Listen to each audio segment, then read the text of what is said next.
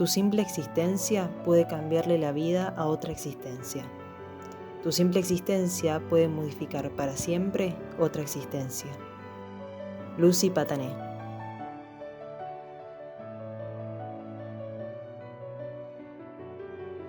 Bienvenidos a todos a este cuarto episodio del podcast en este otoño 2025.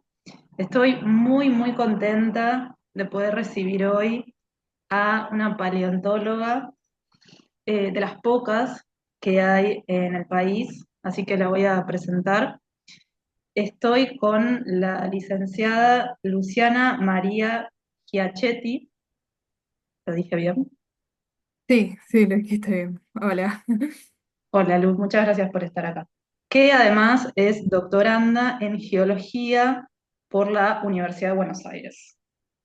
Bueno, Lu Exacto. está en Chubut, en Puerto Madryn en este momento, tiene 32 años, es becaria doctoral de CONICET, está terminando su beca este año y ella trabaja en el Instituto Patagónico de Geología y Paleontología del Centro Nacional Patagónico allá en Puerto Madryn.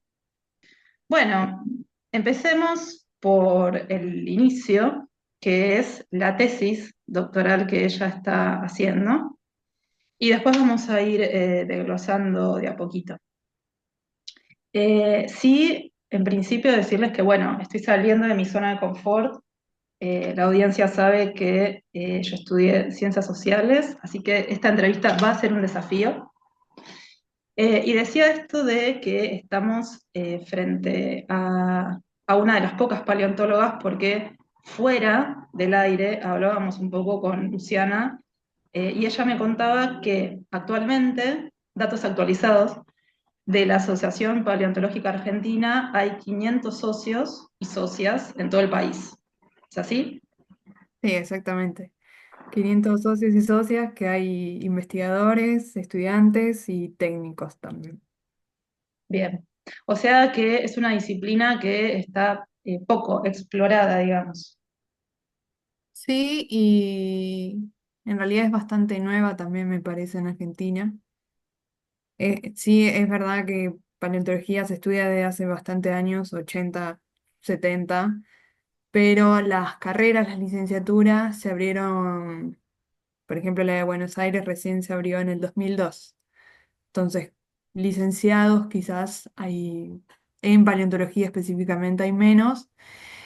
Y lo que ocurre es que muchos, o la mayoría, ha estudiado biología y luego se incursiona dentro de la paleontología.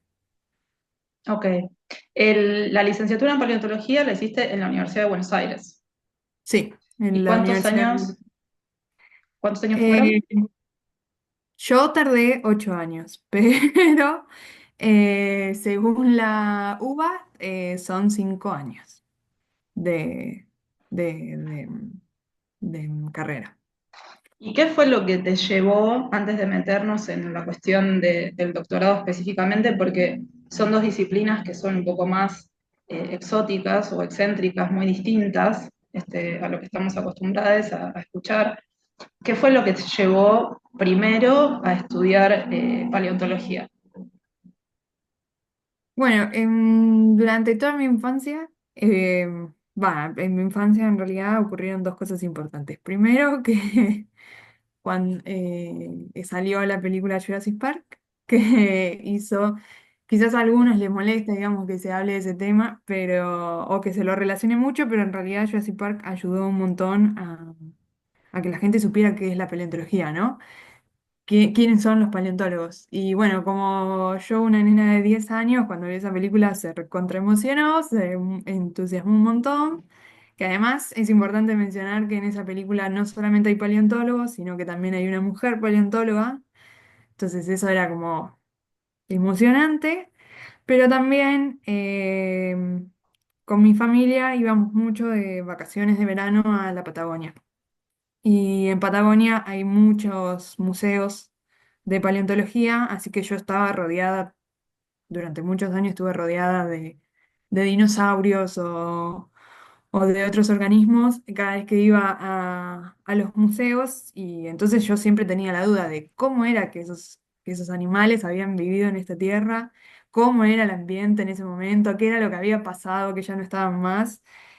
Y bueno, y al parecer esas dudas siguieron a medida que fui creciendo, y así que cuando llegó la hora, digamos, de anotarme y que empecé a ver, digamos, los planes de estudio de esta carrera y de otras carreras que tenía también en mente, fue como decidí, bueno, no, a ver, vamos a contestar todas las dudas que tengo sobre cómo era la vida pasada, y me anoté en paleontología. Y acá estoy. Y paleontología, por si nos están escuchando estudiantes de secundario, ¿qué materias tiene? ¿Cómo es? ¿Qué es lo que, cómo es que se forma o para qué se forma un licenciado o una licenciada en paleontología? Bueno, la carrera en paleontología en la Universidad de Buenos Aires, como mencioné antes, la licenciatura se armó y se inició en el 2002.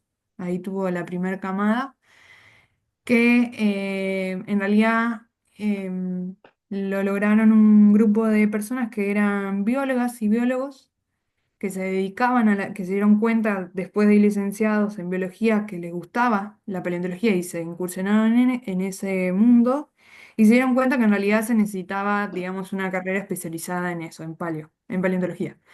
Ahí es como se da inicio. Dentro de la carrera, según la universidad, son 5 años, de las cuales uno puede cursar entre 2 o 3 materias por cuatrimestre.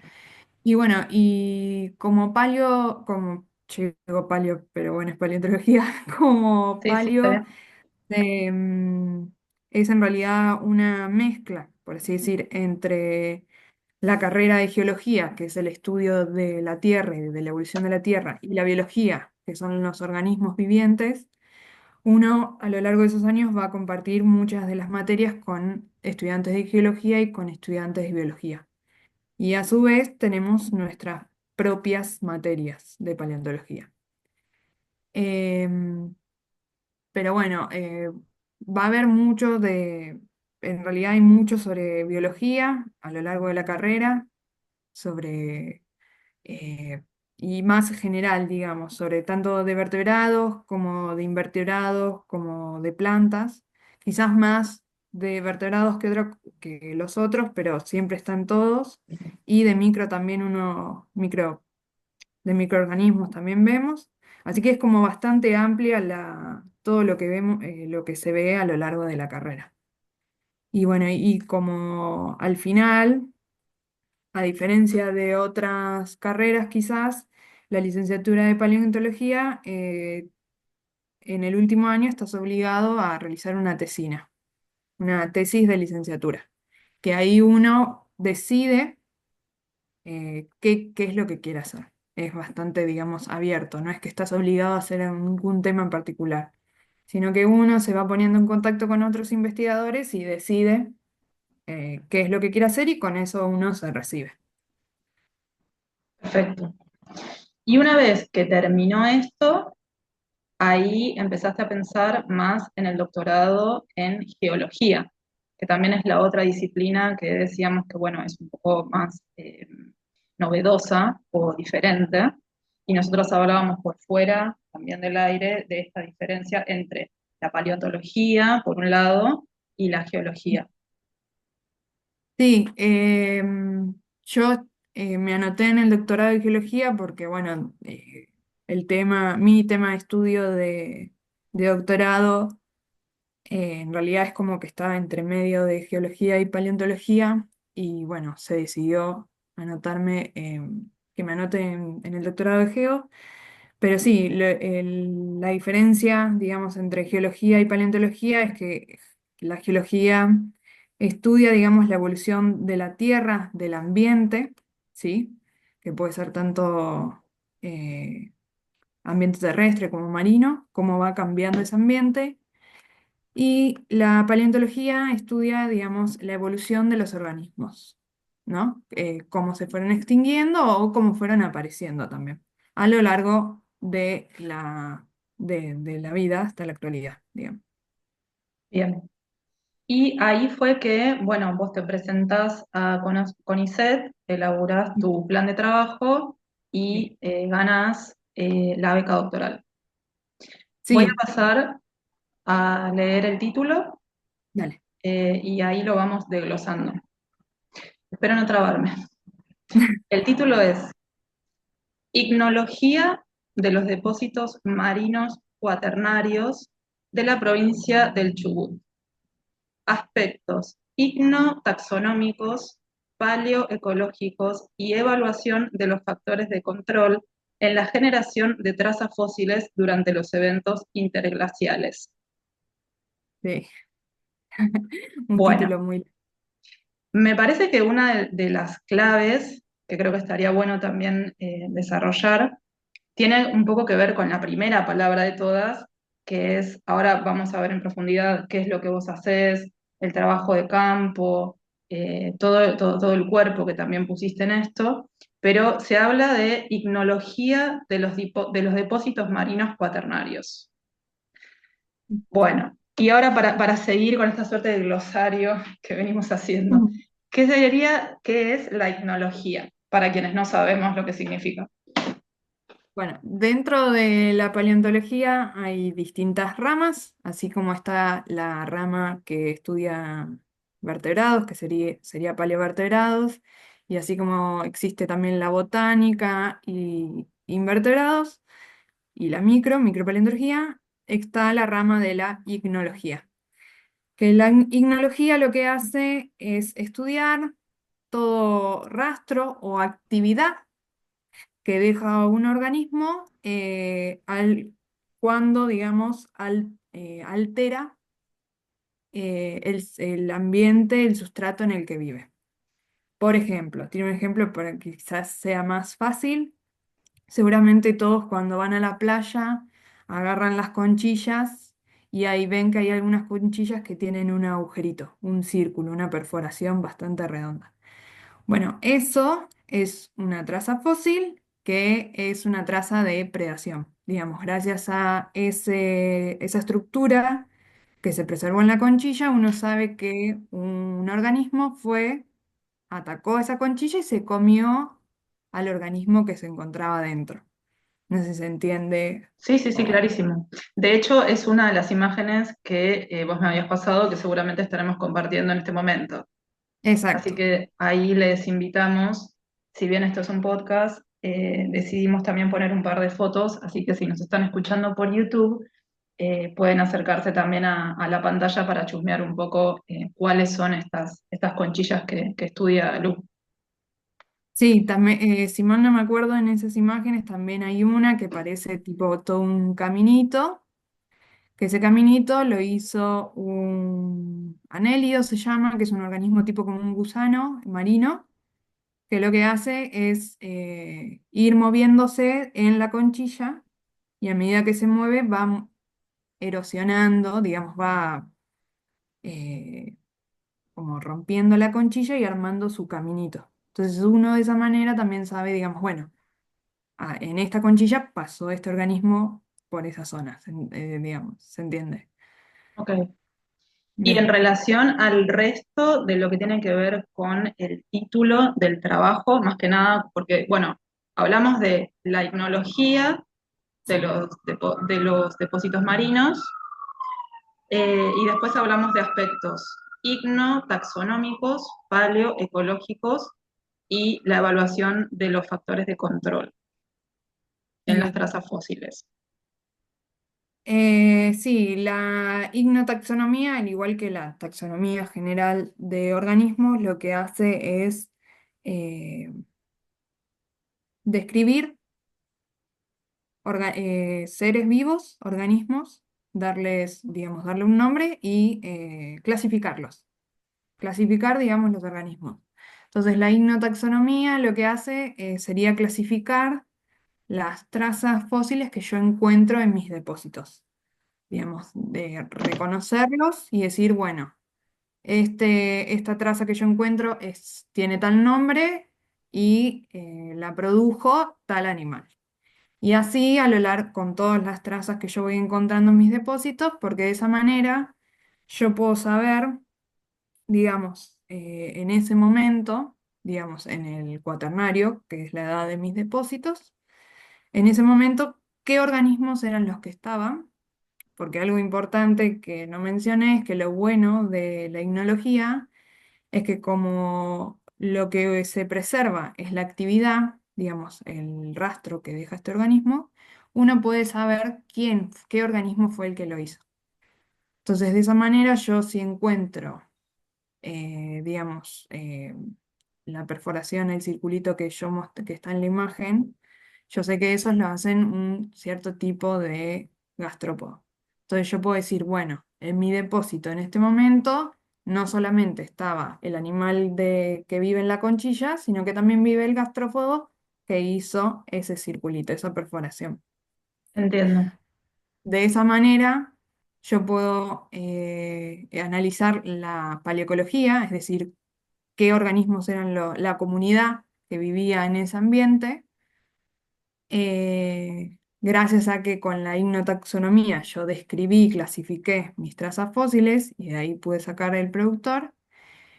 Y teniendo en cuenta cómo era la comunidad, yo puedo saber qué factores eran los factores, digamos, como la salinidad, la temperatura o salinidad, temperatura, y entre otras la productividad también de ese lugar, de ese momento. Entonces con esto yo puedo ir, digamos, em, analizando o viendo cómo era también el ambiente, digamos. Era más cálido que en la actualidad, era menos cálido, había más nutrientes, menos nutrientes. De esa manera yo voy de a poco, digamos, como tipo una mamushka, ¿viste las muñecas de mamushka? Sí. Voy llegando a ciertas informaciones. Claro. Bien. Y bueno, pensaba un poco, ¿no? Bueno, siento que ahora ya cuando vaya a la playa ya no va a ser lo mismo, nada va a ser igual. Pero digo, qué específico, qué concreto esto de poder, porque no es que vos estás trabajando específicamente con organismos, sino que vos estás trabajando con eh, los lugares por los que pasaron esos microorganismos y las huellas que dejaron. Sí, Es decir, es exactamente. indirecto. Sí, sí, total. Es lo que más me divierte en realidad de la tecnología, porque bueno, uno estudia mucho, analiza mucho la estructura que dejan y tiene que tener muy en cuenta cómo es esa estructura para poder decir, bueno, tal organismo la produjo. Entonces es como, la verdad que quizás caigo como en un cliché, pero es como, realmente es como tipo un trabajo de detective. Claro, es Y lo que eso estaba me pensando. re divierte. Eso a mí me divierte mucho. Porque vos tenés que Eh, conocer entonces, primero, tenés que conocer los aspectos de las huellas en general y la clasificación de las huellas en general para después ir específicamente a estas conchillas y ver qué de todo eso cuadra para saber cuál fue el organismo que pasó. claro, exactamente. Perfecto. Sí, sí, O sí. sea que necesitas estudiar mucho antes porque no vas a trabajar con el organismo vivo, sino que justamente trabajas con la huella, como dijimos recién. Sí, exacto. Por eso, digamos, por lo menos en mi caso, yo supongo que para mí todos leemos un montón, ¿no? Pero en caso de ignología tenés que estar muy actualizado con respecto a la ignotaxonomía, porque cada vez hay, digamos, gracias al avance, digamos, de la tecnología, uno puede sacar más información de estas estructuras y uno puede aprender a reconocer mejor al organismo que formó esa estructura. Entonces, uno tiene que estar bastante actualizado con eso para poder decir, bueno, ya se sabe quién es el productor de esta traza, entonces puedo decir tales cosas. Claro, claro, espectacular. Y bueno, ¿te parece que vayamos a la parte de los objetivos específicos? Se me vieron Sí, un montón de cosas solamente, pero en principio quería respetar esta estructura y después lo seguimos desarrollando. Bueno, tenemos el doctorado. Lu lo hizo a distancia. El doctorado es de la Universidad de Buenos Aires. No es que lo hizo de manera presencial, sino que parte del doctorado o gran parte del doctorado se desarrolló en pandemia y todo claro, fue a distancia.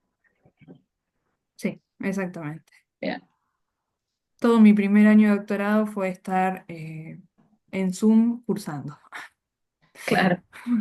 por la pandemia.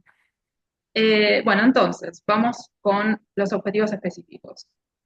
Tenemos realizar el primer estudio ignológico integral de los depósitos cuaternarios del área de estudio de manera cuali y cuantitativa. Incluirá análisis ignotaxonómicos, ya sabemos lo que son, implicancias etológicas y asignación de productores.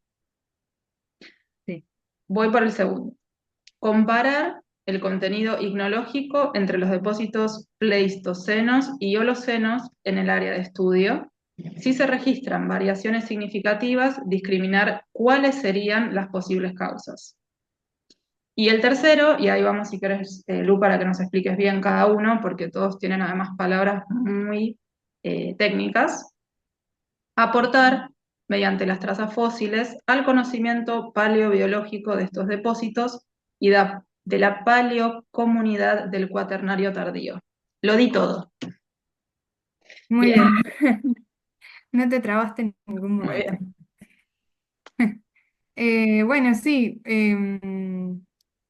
más o menos un poco estuve ahí comentando recién más o menos lo que hago, pero nuestra idea es ir a distintos depósitos del cuaternario, que por el que no sabe, el cuaternario es una edad geológica, la más reciente. Nosotros actualmente estamos en el cuaternario, que inicia en el Pleistoceno, que es una de las edades que mencionaste, y bueno, continúa hasta la actualidad. Lo que nosotros intentamos hacer es ir a estos depósitos de marinos del cuaternario, de acá de Chubut, eh, muestrear, agarrar muestras, conchillas, que se pueden ver en una de las imágenes, cómo son estos depósitos y cómo se observan las conchillas. Y yo después en el laboratorio lo que hago es, bueno, hacer los análisis ignotaxonómicos, que es esto de, de, ¿cómo es? De ver cuáles son las trazas fósiles que encuentro, que registro, y ver si puedo asignarle el productor o no, que es decir, bueno, esto, digamos, eh, tal estructura la hizo tal, la produjo tal animal. Entonces, teniendo en cuenta la asignación del productor y teniendo ya en cuenta, digamos, qué trazas hay en cada depósito, yo empiezo a compararlas, digamos, sería el objetivo específico 2. Comienzo a comparar el contenido de cada depósito y en distintas edades, porque como es que recién es a lo largo de todo el cuaternario, entonces yo tengo en el Pleistoceno, fue hace aproximadamente 40.000 años, más o menos tienen la edad mis depósitos. Después el otro depósito tiene 4.000 años aproximadamente y con depósitos actuales, digamos, de la costa actual. Entonces yo lo que hago es, bueno, de cada depósito veo qué trazas fósiles hay y quiénes son los productores. Entonces después empiezo a comparar, bueno, cuál es la diferencia entre mi depósito del Pleistoceno con el del Holoceno. Y si llego a tener estas diferencias y registro diferencias en mi contenido etnológico, empiezo a ver, bueno, qué es lo que pudo haber pasado, que en tal depósito veo, no sé, solo 5 tipos de trazas fósiles y en el otro depósito veo 15 tipos de trazas fósiles. Entonces, con eso yo voy comparando y voy viendo, bueno, qué pudo haber pasado, qué evento pudo haber ocurrido entre los 40 y los 4.000 años que me produjo esa diferencia, ¿no? Porque, digamos, como sabemos, los cambios en el clima me cambian a la comunidad marina, bueno, en este caso marina, ¿no? Pero cambian la comunidad y si cambian a la comunidad, cambian, digamos, los tipos de trazas fósiles que yo encuentro, las estructuras que yo encuentro. Bien, Y por último, y el último, bueno, está muy relacionado a lo de recién, ¿no? A partir de las trazas fósiles, yo puedo saber quiénes son los productores, digamos, los organismos que lo produjeron, entonces puedo dar información paleobiológica, es decir, en tal edad, esta comunidad estaba conformada por tales organismos y puedo saber un poco más de la biología y de la paleobiología de estos organismos. bien. Una cosa que estaba pensando es que, digamos, vos necesitas muestras también, porque vos tenés tus muestras actuales. Ahí vamos Mm, a poner también un par de fotos de Lu haciendo trabajo de campo, con su gorrito sí. y todo, que muy amablemente nos proporcionó. Pero pensaba que una vez que vos tenés esas muestras y vos tenés que ir al laboratorio, también tiene que haber un banco de, por decirlo de alguna manera, de muestras al que vos puedas acceder y muestras que estén bien conservadas, de otras investigaciones también y de otros muestreos que hicieron otras personas para que vos lo puedas comparar. Sí, en nuestro caso, por suerte, acá en Puerto Madryn, lo que es invertebrados, o digamos, como conchillas, nosotros tenemos nuestra propia colección. Entonces, por suerte, yo acá tengo bastante muestras que son las mías y las que sacaron previamente mi director, que es que ya venía trabajando con este tema. Entonces, de esa manera yo pude ir comparando, digamos, distintas. De todas maneras, en mi caso, yo para mi doctorado fui y recolecté todas muestras nuevas. De todas en mi doctorado ¿cómo es? Para mi doctorado yo estudié 3 localidades, así que viajamos a las 3 localidades y sacamos todas muestras nuevas y empecé, digamos, de cero. ¿Y estas Eh, localidades cuáles eran? es Puerto Lobos, al norte de Chubut, Cabo Raso y Bahía Vera, que es más al centro, y Camarones, que se encuentra en Bahía Camarones, Perfecto. más al sur O sea que de Chubut. hiciste un trabajo de campo, es decir, fuiste hasta la zona costera, extrajiste todas estas muestras, las Sí. llevaste hasta el laboratorio y también están a disposición para futuras personas que vengan después estudiando la ignotaxonomía. Cancherísima estoy yo. Sí, exactamente. Por suerte los dejé todo acá en la colección del CEMPAD de Palio. Y sí, la idea es que, bueno, poder que el grupo crezca y que puedan venir más gente a estudiar estos temas y nada, saben que tienen mis conchillas. Ah, que tienen las conchillas que recolecté. Claro. Estaba pensando, la preservación de este material, ¿hay un protocolo? ¿Vos también te ocupaste de la parte de la conservación o eso lo hace otra parte del laboratorio? Eh, no, yo me hice todo, digamos. Así como fui a recolectar la muestra, cuando llegué acá al laboratorio de acá, me encargué de limpiarlas y me encargué, digamos, de ponerle nombre, el lugar, la fecha, digamos, fui organizando todo y las fui guardando. Después, digamos, hay otro compañero y también estoy yo, porque también estoy dentro como ayudante en la colección. Nosotros nos encargamos después de, digamos, armar la cajita en donde van a estar estas muestras en la colección, digamos. Esa última parte, digamos, todavía no está hecho porque yo todavía sigo estudiando las muestras, pero quedaría ese último pasito, digamos, guardarlas en sus cajas correspondientes y llevarlas a la colección. ¿Y de cuántas muestras estamos hablando? No sé si quiero contar. Bu- em, y más de 1500 seguro. La gente no me está viendo, pero 400. yo me tapé la cara porque dije, va a ser un número alto seguramente, porque esto es un trabajo muy artesanal y es algo que lleva mucho tiempo. No me esperaba un número tan alto. O sea que fue más de 1000, una por Sí. una, que es sacarla del lugar costero, preservarla, ¿no? Digo, el traslado entre el lugar costero y que llega al laboratorio. Mm.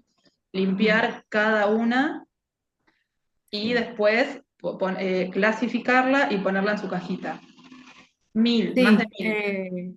sí, aproximadamente, creo que fue un poco más, porque bueno, cada localidad no es que yo saqué una muestra por localidad, sino que cada localidad yo saqué entre 4 y 5 bolsas y dentro de esas más de 5 y en esas bolsas tenía una gran cantidad de conchillas. Entonces yo después cuando llegué separé, digamos, sedimento de conchilla, me quedé con la conchilla que es lo que a mí me importa, las limpié, las separé, digamos, por género y por especie, y después cada una la tuve que ver en la lupa para ver, digamos, la traza. Porque, digamos, en una conchilla puede haber una gran variedad de trazas, ¿no? Porque hay que pensar que estas trazas tienen 4 centímetros, a veces menos, pueden ser milímetros de tamaño.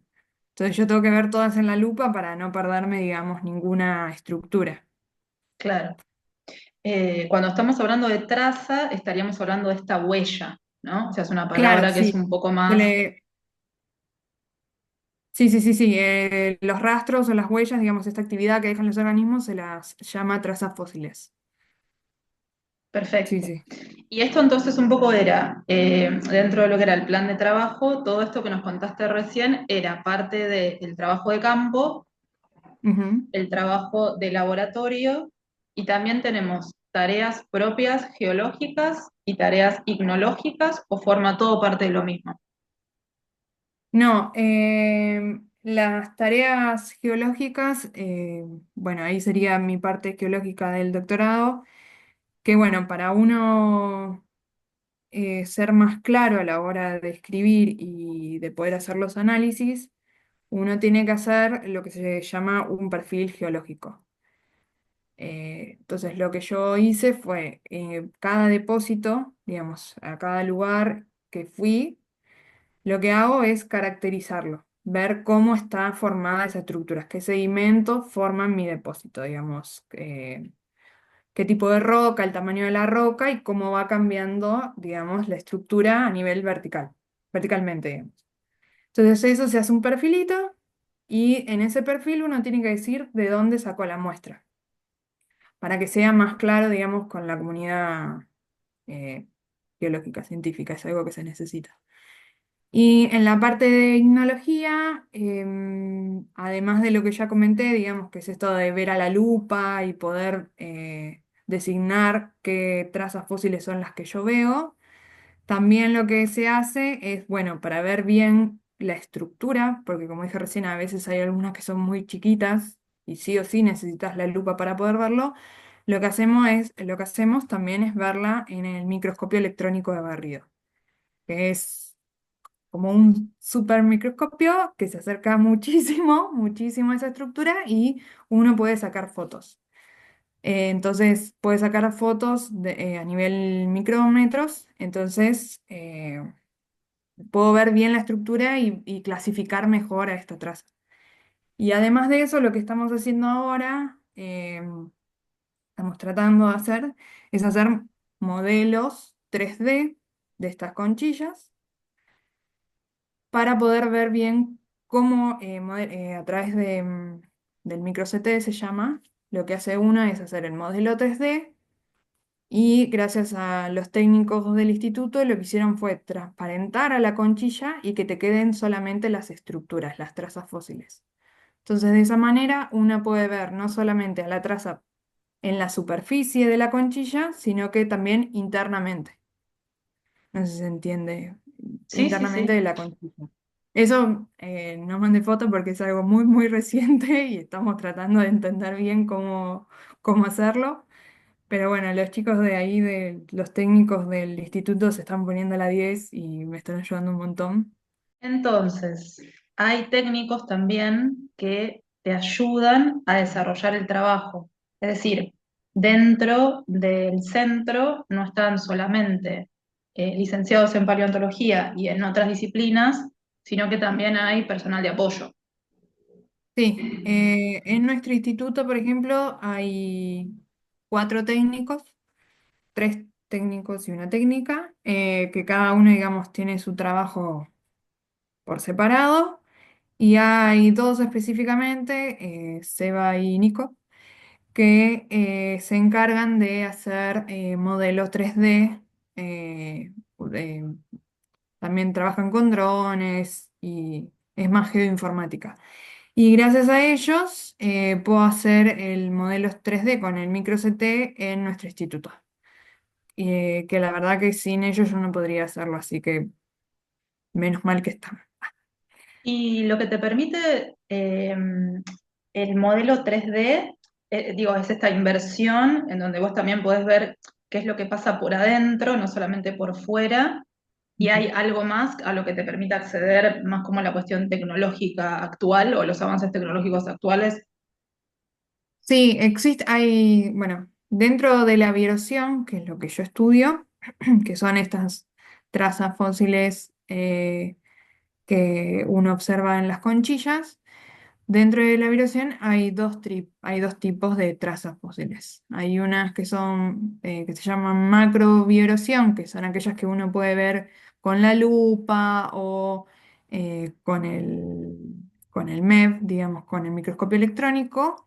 Y hay otras que se llaman microvibración, las cuales son mucho más chiquitas, muchísimo más chiquitas, que no hay chances que yo las pueda ver a la lupa. Entonces, gracias a este modelo 3D, que uno puede ampliar, digamos, la imagen y eliminar lo que es todo conchilla y que solamente me dejan las perforaciones, yo puedo ver mucho mejor la estructura de estas microvibraciones. Entonces, de esa manera, uno puede ver que en realidad hay más trazas fósiles de las que cree, ¿no? En un Claro. principio. Y ahí es Eh, cuando uno se vuelve loca, porque no sabe cuándo parar. Cuándo decir, bueno, hasta acá llegué. Pero claro, es sí, como el trabajo detectivesco aumenta, digamos. exacto, Y sí, lo que te proporciona la tecnología es que puedes tener mucha mayor visión y te proporciona distintas capas que antes no existían. Entonces, eso habilita que, bueno, tengas más información y haya mucho más trabajo por hacer. sí, exactamente. Sí, sí, sí. Que bueno, digamos, en Europa es todo lo que comenté recién, hace bastante que lo vienen trabajando y muchos de los trabajos que con los cuales me baso son de allá. Pero acá en Argentina no hay tanto sobre este tema. Entonces eso también está bueno, ¿no? Tener algo nuevo. Sí, que le aporta también mucha originalidad a tu trabajo, porque digo, las próximas personas que vengan, además de encontrarse con un muestreo de más de 1000 muestras hechas por Luciana, además también van a tener esta tecnología a disposición. Sí, exactamente. Está bueno. Bien, y bueno, dentro de lo que encontraste en estos 5 años de estudio, con todo este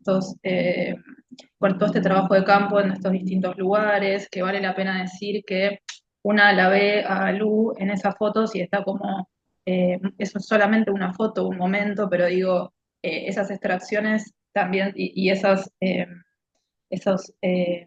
sí, bueno, sí, esas extracciones de material se hacen con distintos climas, cuando hace frío, cuando hace calor, cuando hay viento, o sea, no es una cosa, es bastante hostil poner el cuerpo en ese sentido. Y bueno, pensaba, bueno, ¿qué es lo que nos puedes contar? A qué conclusiones parciales llegaste? Si hubo algún hallazgo muy significativo o un dato que te llamó la atención, algo que cambió un poco el rumbo de tu investigación, bueno, lo que nos puedas adelantar. Eh, bueno, sí, después de varios años y haber visto, digamos, las 3 localidades y haber estudiado todas las muestras. Lo que sí vimos es que en algunas localidades que se creía que la cantidad de trazas fósiles era muy poca, reducida, nosotros lo pudimos aumentar, entonces pudimos obtener mucha más información, enriquecer, digamos, la comunidad marina de ese momento. Así que eso es algo interesante, porque al tener más información uno puede comparar más con otros lugares. Y después, lo que sí vimos, bueno, antes de continuar, digamos, gracias a este doctorado, yo con mis directores pudimos hacer 2 papers, que como todos sabemos es algo importante para, digamos, para el mundo científico, tener trabajos. Pudimos hacer 2 trabajos y lo que pudimos observar en estos 2 trabajos es que las trazas fósiles, estas trazas fósiles, ¿no? De bioerosión dan mucha más información del ambiente, digamos, de estos factores que mencionábamos al inicio, de estos de cambios en la circulación oceánica, de lo que se pensaba. Entonces, por ejemplo, en una de las localidades pudimos, digamos, corroborar o vimos que nuestros resultados coincidían con trabajos de geología, por ejemplo, o de otros paleontológicos. Entonces, no, una de las cosas que más nos interesa a nosotros es demostrar esto, ¿no? Que con las trazas de vibración uno puede sacar mucha más información de lo que creíamos antes. Y después sí, así más en general y mucho más relacionado a mi doctorado, sí, estoy viendo diferencias en las distintas edades. Existen, viste que uno de los objetivos era comparar los patrones de vibración a lo largo del tiempo. Nosotros lo hicimos y sí estamos viendo diferencias en el tiempo. Entonces eso significa que hubo un cambio en la circulación oceánica, en el clima, a lo largo del tiempo acá en Patagonia, ¿no? Que es algo que ya se venía diciendo, digamos, con otros estudios, digamos, en cuanto a estudios geológicos o estudios ¿cómo es? Con otros organismos marinos, pero que con traza de vibración todavía no sabían, o sea, se había visto algo, pero no se estaba del todo seguro, y bueno, con este trabajo es como que, bueno, sí, con las trazas fósiles de vibración también están indicando esta información, ¿no? Hubo un cambio en la circulación oceánica durante todo el Cuaternario. Bien, perfecto. Y bueno, yo siempre les pido que traigan algún referente, alguna referente teórica para poder hablar un poco. Y siempre las entrevistadas traen sus propias trayectorias y suman siempre datos muy interesantes. Entonces, Lu me contó, ella ahora nos va a nombrar como a los referentes más importantes, sobre todo de la bioerosión o de la etnología, espero estar diciéndolo bien. Eh, Sí. pero también me contó que hay un grupo de paleontólogas de Chubut y de Buenos Aires que están trabajando sobre las trayectorias de las paleontólogas de Argentina en general. Así que si querés, Lu, puedes empezar primero con estos referentes y después mencionar a las mujeres paleontólogas que quieres. Bueno, bien.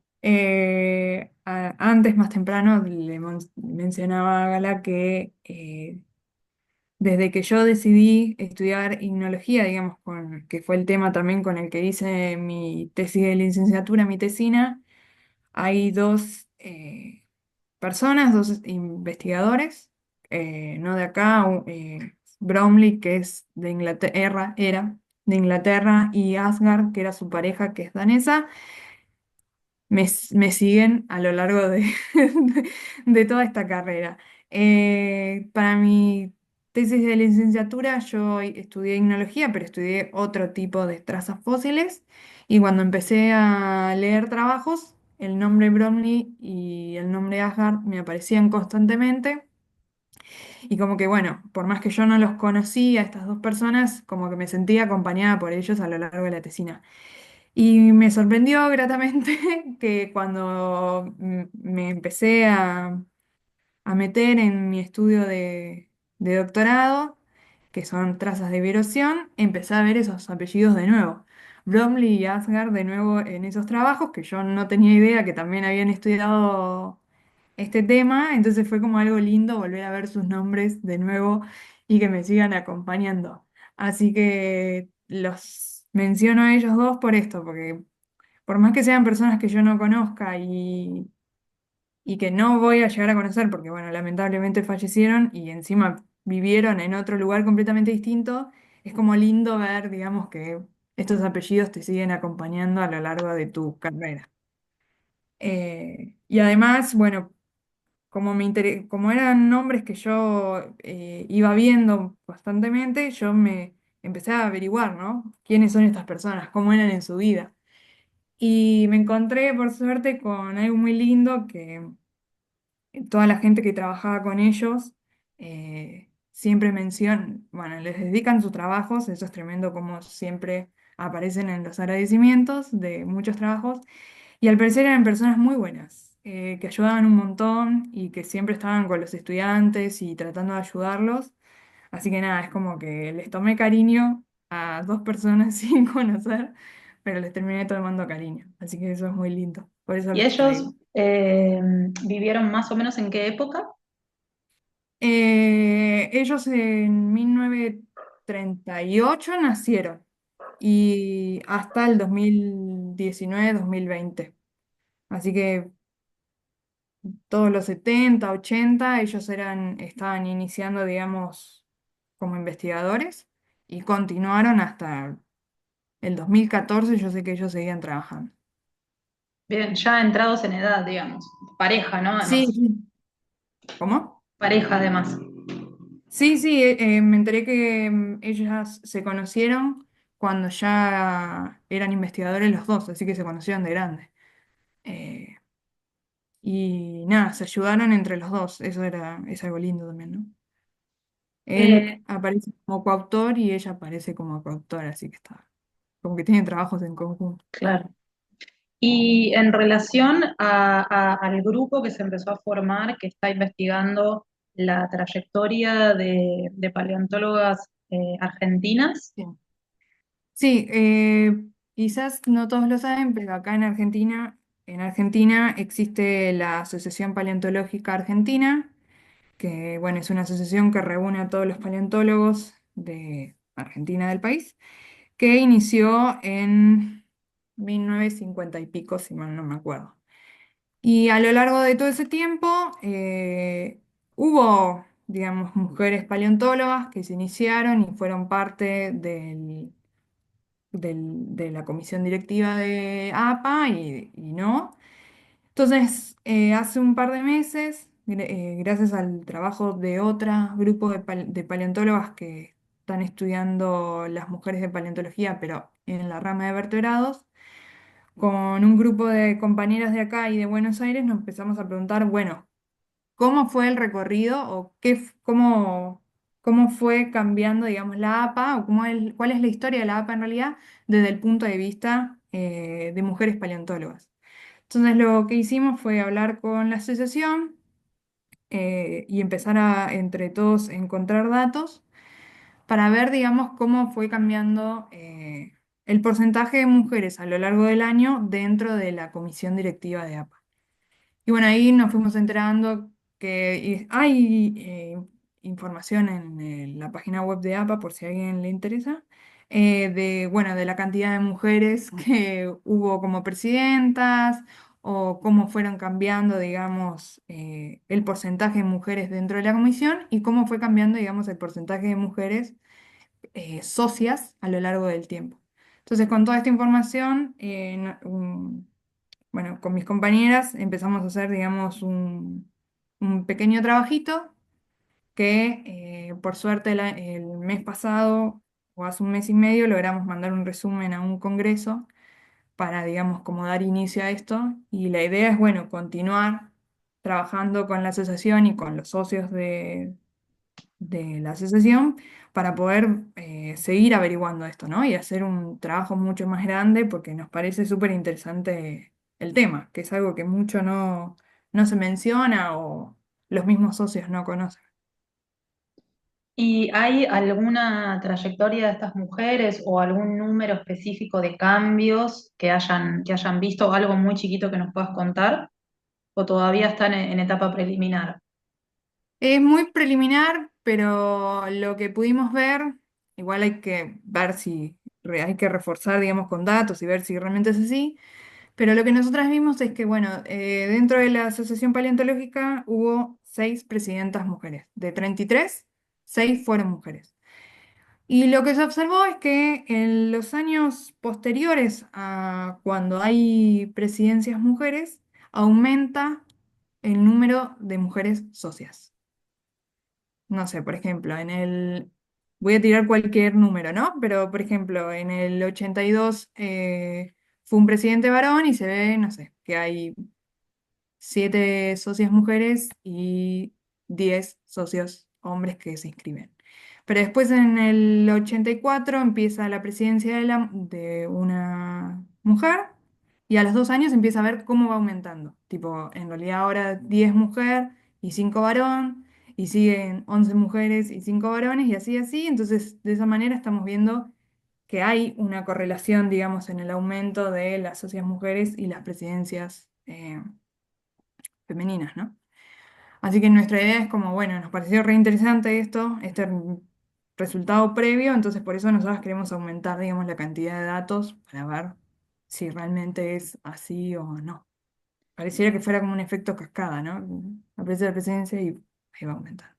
Sí, hay una frase que se me viene de una música que se llama Lucy Patané, que ya la tenía presente antes de que nos contaras estos resultados. Eh, y lo pensaba también en relación al impacto que tuvo también en tu infancia, que nunca lo había pensado de esa manera, poder ver a esa rubia que seguramente todos recordamos en Jurassic Park, que también era paleontóloga, ¿no? Ujú. Y en un posteo de Instagram, Lucy dice, tu simple existencia puede cambiarle la vida a otra existencia. Tu simple existencia puede modificar para siempre otra existencia. Y un poco también yo lo veo en estas trayectorias de mujeres que estuvieron en cargos de poder, que también impactaron sobre las paleontólogas que vinieron después. Sí, totalmente. Sí, sí, sí, sí. Estoy de acuerdo con vos. Nosotras creemos que es algo así.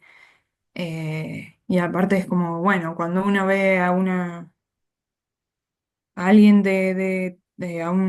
sí, a una mujer, si, vos siendo mujer, si ves a una mujer llegar tan lejos o llegar a cargos importantes, es como una dice, bueno, hay un referente, se puede. Entonces creemos que pudo haber pasado eso y bueno, nos gustaría, digamos, seguir trabajando y estudiando esto porque nos parece súper interesante. Y este trabajo se va a presentar, me contaste, en las jornadas de paleontología internacionales que se hacen una vez al año de manera virtual, ¿no? Sí, se llama el Congreso Virtual de Paleontología, ya pasó ahora a principios de abril, ya lo presentamos. eh, y nada, a la gente le gustó. Sí, Pero sí, sí, sí, así que es muy sí. valiosa esa Hubo- producción. No, no, quería mencionar algo chiquito que este congreso estuvo bueno porque había un grupo de investigadoras de México, armaron un simposio que era sobre mujeres en la paleontología y por eso nosotros dijimos, bueno, lo presentamos porque nos parecía importante, ¿no? Eh, Presentarlo justo ahí en el simposio, era como que nos estaba llamando. Sí, creo que está bueno también dejar esto, ¿no? Digo, que conste, que se sepan números específicos para, bueno, también ver cómo fue evolucionando esto en una disciplina que no deja de ser muy nueva también. Y ver cuál fue el papel que tuvieron las mujeres dentro de la paleontología para las Sí, que vengan. sí, no, totalmente. Recomiendo, si a alguien le interesa, hay un libro no me acuerdo bien el nombre, pero, lamentablemente, pero es un libro que hicieron unas investigadoras de La Plata con respecto a mujeres paleontólogas en el Museo de La Plata. Creo que se llama Las Naturalistas, si mal no me acuerdo. Está muy bueno, que ahí también hay un poco más. O sea, eso es algo interesante, que gracias a este trabajo empezamos a descubrir, digamos, que hay otros grupos de mujeres paleontólogas en otras provincias que están haciendo trabajos similares, pero con respecto a sus provincias, digamos. Están este grupo de investigadoras de La Plata, con el Museo de La Plata. Después en Bariloche y gente de Buenos Aires hicieron un trabajo, digamos, con esto de cómo fue la historia de las mujeres dentro de la paleontología de vertebrados. Y hay otro más, hay otro trabajo que habla de las primeras paleontólogas mujeres. Entonces, como bueno, se ve que, nada, hablábamos esto con mis compañeras, ¿no? Como se ve que es un tema que se necesita, que lo necesitamos y que realmente no hay información y que todas la buscamos, digamos, de distintas maneras. Espectacular. Bueno, y la pregunta que le hago siempre a mis entrevistadas, entrevistados antes de cerrar, ¿para qué consideras que sirve esta investigación? Que antes, igual de cerrar, sí quería decir que, bueno, Luciana cierra su etapa de becaria doctoral en CONICET. Este es el último año que está trabajando y la idea es postularse a una beca postdoctoral o todavía no se sabe. Sí, nuestra idea, mi idea es poder anotarme en una beca postdoctoral. La realidad es que a mí me gustaría continuar trabajando en el tema que estoy ahora y seguir acá en Puerto Madryn. Lamentablemente, bueno, como todos sabemos, la situación con la ciencia a nivel nacional no está bien. Lamentablemente se están dando cada vez menos becas doctorales y postdoctorales. Entonces eso, y bueno, hay un desfinanciamiento total de parte del gobierno nacional hacia la ciencia. Entonces eso hace que uno comience realmente a dudar, ¿no? Si anotarse o no. Así que estoy viendo, por más que uno no quiera, de ver de poder anotarme, digamos, en otros países y continuar, digamos, un trabajo similar en otros países para poder yo continuar con la carrera, ¿no?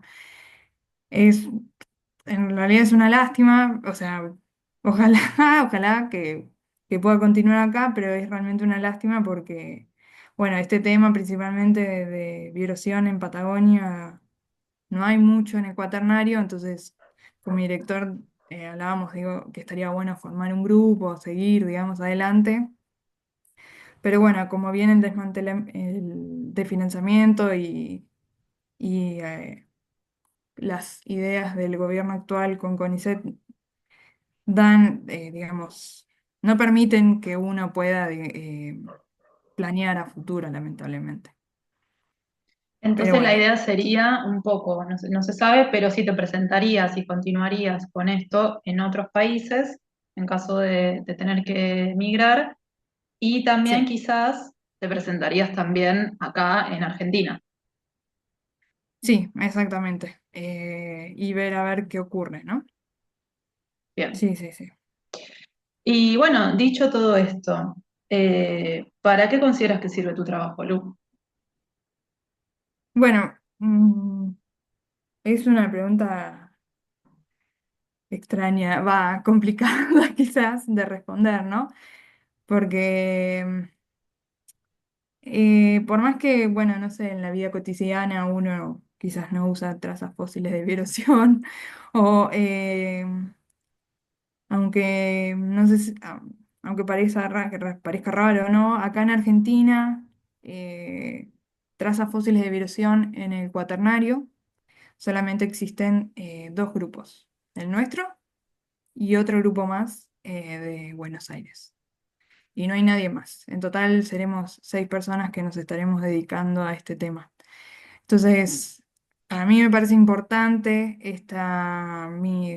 mi tema de doctorado porque está dando información completamente nueva que antes no se sabía, y se está dando mucha más información con respecto a la Argentina, ¿no? Estamos logrando queremos lograr que poner, digamos, en Argentina como un lugar, bueno, digamos, a nivel global, de, bueno, ven, acá también tenemos trazas fósiles de vibración, también logramos hacer estas cosas, también podemos ver estas cosas, porque, bueno, lamentablemente la mayoría de los trabajos que yo leo son de Europa y hay ciertas conclusiones a las que llegan que en realidad son con muestras de Europa, ¿no? Entonces estaría bueno ver si acá en el sur, digamos, en estas latitudes, pasan lo mismo, llegamos a las mismas conclusiones o no, o si en realidad hay diferencias entre continentes, no sé si se entiende hacia dónde voy. Y después también a mí me parece importante porque, bueno, a pesar que algunos digan que el cambio climático no existe, yo estoy viendo, quizás el cambio que yo estoy viendo es algo más natural, digamos, no tiene que ver con la actividad humana, no, pero yo estoy viendo con mi tesis doctoral que hay cambios y yo ya veo los resultados de esos cambios. Entonces, con eso uno puede, digamos, ver o comparar con los cambios actuales y poder llegar a decir, bueno, puede llegar a ocurrir esto o no puede llegar a ocurrir lo otro. Entonces, me parece que es importante estos dos, desde el punto de vista de conocimiento, de tener un nuevo conocimiento con respecto a este tema, de llevarlo más a un punto de Latinoamérica y no tanto un eurocentrismo, que me parece importante.